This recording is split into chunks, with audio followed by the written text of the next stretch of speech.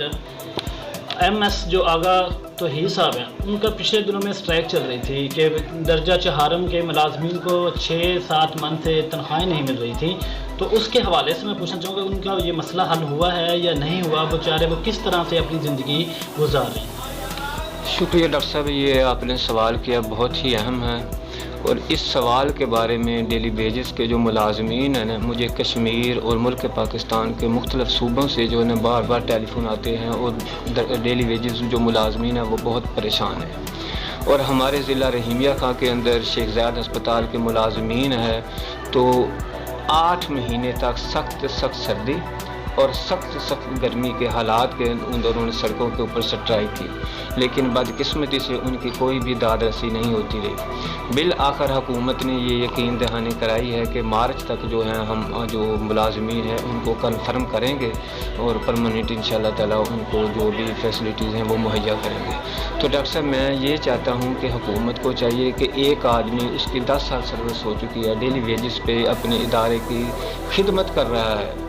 تو اس کے پاس نہ تو فنانشلی طور پر کوئی مضبوطی ہوتی ہے اور نہ اس بیچارے کے پاس کوئی ہنر ہوتا ہے۔ اگر کوئی اس طرح کا قانون نہیں ہے کہ حکومت اس کو پرماننٹ کر سکے، لیکن حکومت کو چاہیے کہ اسٹیٹ جو ہوتی ہے یہ ماں کا کردار ادا کرتی ہے، تو ماں یہی ضرورت ہے کہ اپنے بچے کی ضروریات کو پورے کرے، تو حکومت کو یہی چاہیے کہ کوئی نہ کوئی ایسا طریقہ کار اختیار کر کے جنہوں نے 10 سال 15 سال 20 سال اپنے ادارے کے اندر خدمات دی ہیں، تو ان کو کسی نہ کسی لحاظ سے پراپر جو ہے وہ وہاں فیسلٹیز دی جائیں، پرماننٹ اس کو کر دیا جائے۔ اچھا صاحب، میری جمعرات والے دن MS سے میٹنگ ہوئی ہے شیخ زاید ہاسپٹل میں، وہاں پر میں نے MS سے یہی سوال کیا تھا کہ آپ نے جو درجہ چہارم کے ملازمین ہیں شیخ زاید ہاسپٹل کے، ان کے حوالے سے میں نے جب سوال کیا تو انہوں نے مجھے فوری جواب دیا کہ بھائی ہم نے ان کو فارغ نہیں کیا، ہم نے ان کو فارغ نہیں کیا۔ تو اس حوالے سے آپ کیا کہنا چاہیں گے؟ ان کو فارغ کیا گیا تھا یا یہ افواہ تھا؟ ڈاکٹر صاحب یہ بات یہ ہے کہ فارغ تو وقتاً فوقتاً جو ہے نا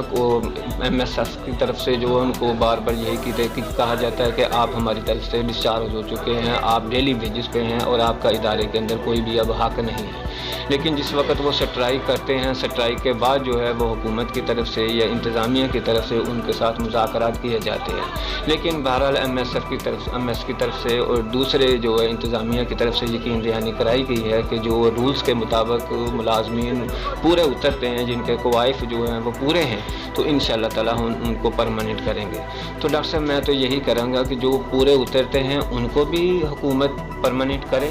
اور جو نہیں اترتے ڈیلی ویجز پر ہیں ان کے لیے بھی حکومت کوئی ایسا لاہے عمل اختیار کریں کہ یہ جا کے سڑکوں کے اندر بکاری یا ریڑیاں نہ لگائیں، یہ اسی ادارے کے اندر تسل کے ساتھ اپنی خدمات سر انجام دیتے رہیں، کیونکہ ان بیچاروں کے پاس کوئی سرمایہ نہیں ہے، کوئی ہنر نہیں ہے، کوئی ان کی عمر کا حصہ جو قیمتی ہے وہ اس ادارے کے لیے صرف کر چکے ہیں، تو اب یہ باہر نہیں جا سکتے، تو ان کو اپنے ادارے کے اندر، چاہے وہ ایگریکلچر ہو، چاہے وہ ایجوکیشن ہو، چاہے وہ DC آفس ہو، چاہے وہ ہیلتھ ڈپارٹمنٹ ہو، جو ڈپارٹمنٹ ہے جہاں ڈیلی ویجز کے ملازمین ہیں، تو میں تو یہی کہوں گا کہ حکومت ان کو پرماننٹ کرے۔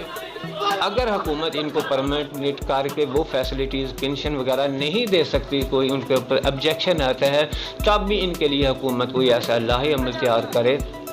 تاکہ ان کا روزگار جو ہے پراپر چلتا رہے۔ ایک پروگرام کرتا ہوں کہ ہمارے افسران ہمیں دیکھ کے یہ کہتے ہیں کہ یار اتنا بڑا یہ پروگرام ہو رہا ہے، یہ ملازمین کے لیے ادارے کی عزت ہے نا، تمام ادارے ہمارے جو 25 سال 30 سال سروس کر کے جاتے ہیں، ملازم ریٹائر ہوتے ہیں، ان کو الوداعی پارٹی دینی چاہیے، یہ ہمارے افسران کو بھی ہمارے ادارے کو چاہیے، مگر بدقسمتی یہ ہمیں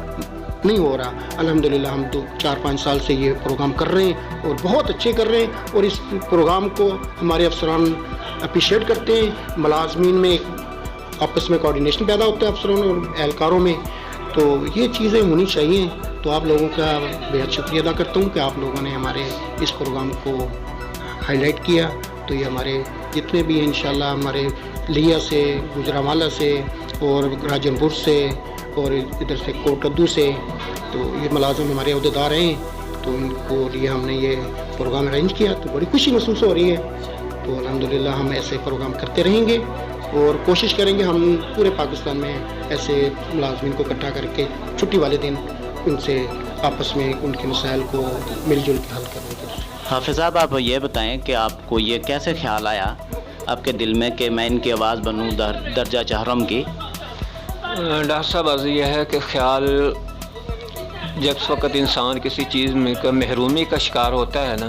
تو پھر اس کی وہی خواہش ہوتی ہے کہ جو میرے گرد و نواح، میرے دوست احباب، میرے بھائی، میرے بچے جو ہیں ان کو میں وہ محرومیاں نہ آنے دوں۔ تو میں نے در حقیقت اپنے درجہ چہارم ملازمین کے اندر جو محرومیاں ذہنی طور پر پائی جا رہی ہیں اور فنانشلی ہو سے ان محرومیوں کو ختم کرنے کے لیے میں کوشش کر رہا ہوں کہ کسی نہ کسی طریقے